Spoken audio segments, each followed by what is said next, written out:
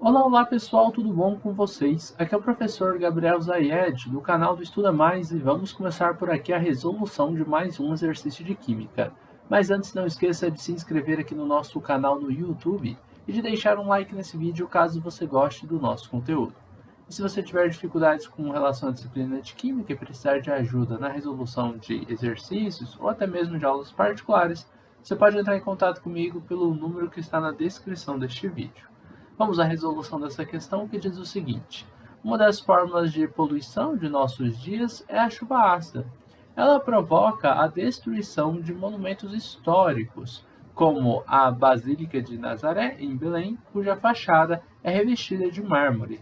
Através da corrosão provocada por ácido, a origem dessa forma de poluição encontra-se nas queimas de derivados de petróleo, que contêm impurezas como o enxofre, e se processa segundo as reações.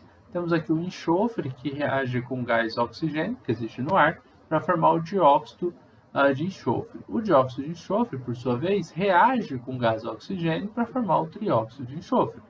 E o trióxido de enxofre, que é um gás que está lá no ar, ele reage com água para formar o ácido sulfúrico.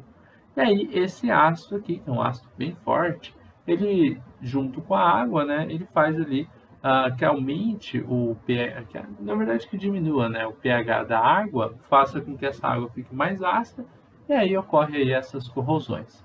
Bom, vamos ao exercício. Ele diz o seguinte: considerando-se que em 100 litros de gasolina encontram-se 3,2 miligramas de enxofre, a quantidade em gramas de ácido sulfúrico, então a gente tem uma massa aqui de enxofre.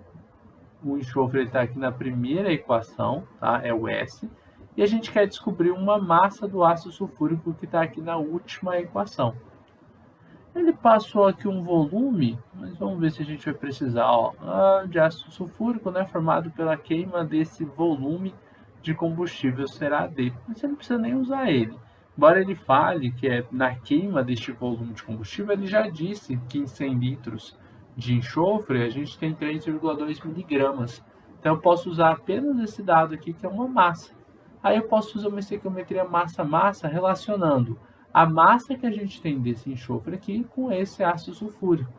Bom, para fazer essa relação, é interessante que as três equações químicas estejam balanceadas entre si, porque isso é uma reação sucessiva. A primeira equação forma a segunda forma a terceira, e aí a gente quer saber a relação entre um reagente da primeira equação com o produto da terceira. Para fazer isso, observe se a quantidade deles está balanceada. Como assim essa quantidade está balanceada? Veja o seguinte: quem da primeira equação está na segunda equação? O SO2. Na segunda equação tem o 2 de SO2. Então, na primeira, eu vou colocar aqui, ó, 2 SO2 aqui na frente. Você tem que balancear uma equação com a outra. Se eu colocar 2 SO2 aqui, eu vou dobrar toda a equação, que já estava balanceada. 2S com 2O2 vão formar 2SO2.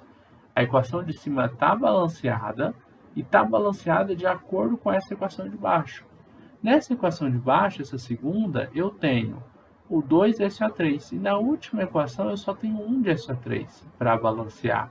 A equação 2 com a terceira, eu vou colocar aqui 2 de SO3 para ficar igual. E aí eu vou dobrar todo mundo, 2 águas e 2 ácidos sulfúricos.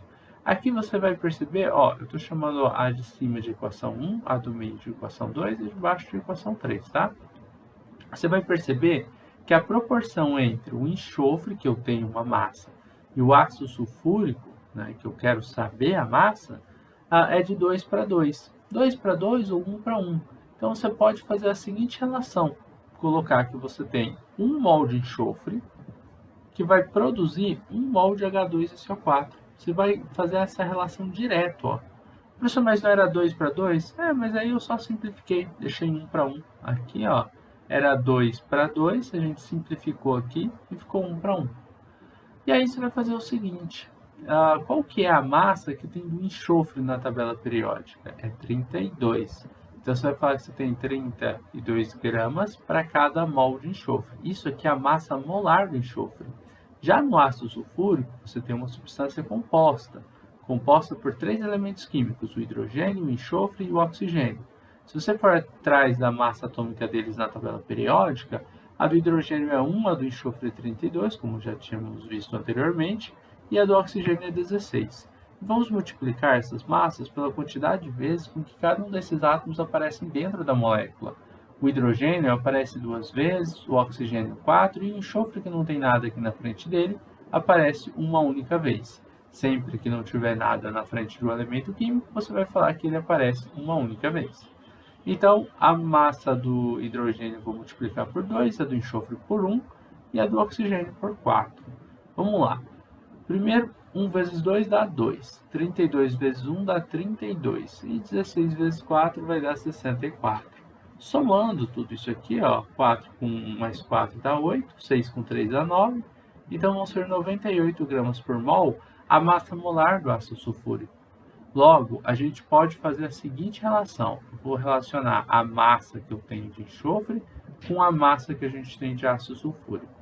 O enxofre, a gente tem uma massa molar de 32 gramas de enxofre para cada 1 mol dele. Como eu só tenho 1 mol dele, então são 32 gramas mesmo. Isso está para 1 mol de ácido sulfúrico, ou para a massa que existe em 1 mol, que é de 98 gramas de ácido sulfúrico para cada mol dele. Então, eu posso dizer que se eu tivesse 32 gramas de enxofre, eu ia produzir 98 gramas de H2SO4. Professor, mas você não tem 32 gramas de enxofre? Não, eu tenho, na verdade, essa massa aqui, ó, 3,2 miligramas. 3,2 miligramas, se você quiser converter para grama, 1 miligrama, é só você dividir esse valor aqui por 1000. E aí vai dar 3,2 vezes 10 elevado a menos 3 gramas de enxofre. Essa quantidade de enxofre equivale a quantos gramas de H2SO4? Bom, daqui para cá, o que eu fiz? Eu dividi o valor que eu tinha por 1000 por 10.000, né? Dividi por 10.000. Daqui para cá, só tenho que fazer a mesma coisa, dividir por 10.000. Opa, um zerinho a mais aqui. São 4 zeros. Então, o resultado, ó, vai dar x é igual. Se eu jogar 4 zeros, o zero, a vírgula, 4 casas à esquerda, 1, 2, 3, 4, vai dar 0,0098 gramas de H2SO4. Mas dá para anotar ali em cima que o exercício colocou eles como sendo 98 vezes 10 alguma coisa. Então, vamos voltar a vírgula aqui, ó. 1, 2, 3, 4. Então, a gente vai estar trabalhando aqui com 98 vezes 10, 98 vezes 10 a menos 4. Né? Então, ou x vai ser igual a 98 vezes 10 a menos 4 gramas de H2SO4. Se eu tivesse colocado esse valor em notação científica, se eu não me engano, eu tinha visto essa questão com umas vírgulas aqui no meio. Essa daqui não tá.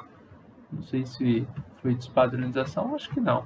Então aqui, ó, como não tem a vírgula no meio, se tivesse, né, se eu tivesse com notação científica, aí você ia colocar assim, ó, ou x é igual a 9,8 vezes 10 a menos 3 gramas de H2SO4. Todos esses valores aqui são iguais. Esse último que eu estou colocando aqui é o mais comum de aparecer, porque aí ele está em notação científica, tá? Essa resposta aqui está correta. É claro que eu vou considerar esse valor intermediário aqui, porque é o valor que eu encontro nas minhas alternativas. Então, deu 98 vezes 10 a menos 4, ou 9,8 vezes 10 a menos 3, ou 0,0098 gramas de H2SO4. Observe que todos esses resultados estão corretos. Todos são a mesma coisa. A única coisa que está sendo alterada, ó, eu vou colocar assim uma setinha para dizer que esses 3 valores eles são iguais. A única coisa que está sendo alterada é a posição da vírgula. Só que aí você tem que olhar com a sua alternativa, com a sua questão, aonde que ele colocou a vírgula. Aqui a vírgula ficou no final, aqui a vírgula está no meio, aqui a vírgula está bem aqui, ó. Então a gente não precisou utilizar o vezes 10 elevado a alguma coisa, beleza? Então, 98 vezes 10 a menos 4, o resultado correto nessa questão aqui é a letra E. Mas fica de olho, hein? Eu já vi questão, eu acho que eu já vi essa questão aqui aparecendo, só que com vírgula aqui no meio desses valores, tá? Já tinha resolvido antes, uma bem, eu acho que a mesma questão, só brincaram com a vírgula aqui. Possivelmente uma questão dessa aqui que foi adaptada. Bom, mas é isso, espero que vocês tenham compreendido, espero que tenham gostado da resolução dessa questão. Se você gostou do vídeo, não esqueça de deixar um like aqui, de compartilhar o link desta aula em suas redes sociais para que seus amigos também possam conhecer o canal do Estuda Mais. A gente vai se ver numa próxima aula resolvendo outras questões de química. Um forte abraço e tchau, tchau!